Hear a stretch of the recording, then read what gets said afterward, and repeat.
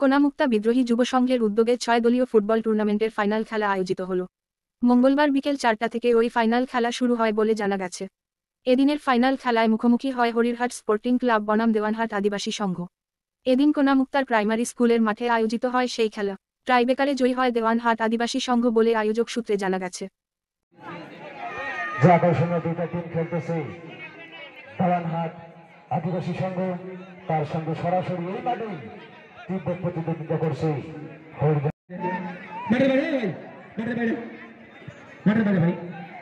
একদম বাইরে বাউন্ডারি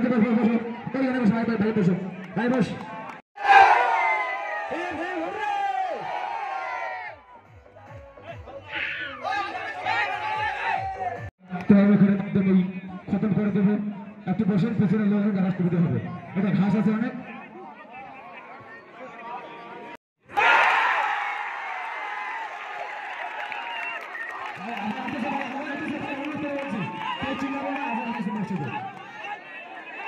আমাদের গ্রামের লোক খুব উপকৃত হলাম। খেলা খুব ভালো হয়েছে, দর্শকদের মন উজ্জ্বল হয়েছে।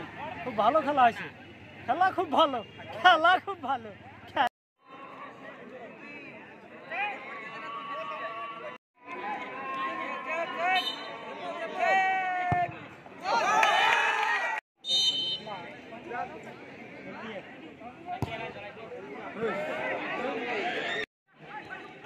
দেওয়ানহাট আদিবাসী সংঘ তার যে গোলকিপার রয়েছে জুয়েল রহমান, খুব দক্ষ সিনিয়র গোলকিপার, খুব সুন্দর একটি এখনই সেভ করে দিল।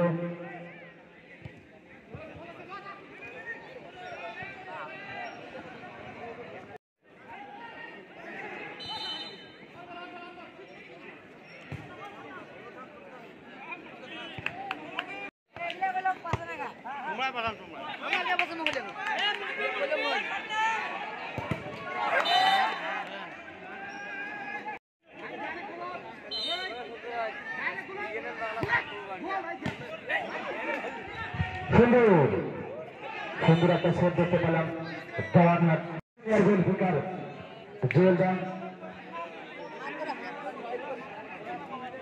আপনারা সবাই দোয়া ও আশীর্বাদ করবেন। আমরা খেলায় দেখতে পাচ্ছি খুব হাড্ডা দিলায় খেলায় দেখতে পাচ্ছেন দেওয়ানহাট আদিবাসী সংঘ তার সঙ্গে সরাসরি মাঠে তীব্র প্রতিদ্বন্দ্বিতা করছে হরিরহাট স্পোর্টিং ক্লাব। এই খেলায় খুব আকর্ষণীয় খেলা। মিস হয়ে গেলে এখন এই খেলা দেখতে পাচ্ছেন যে কোনো মুহূর্তে যে কোনো জায়গা থেকেই সার্চ করবেন BNN বাংলা, লাইভ দেখতে পারবেন BNN বাংলা।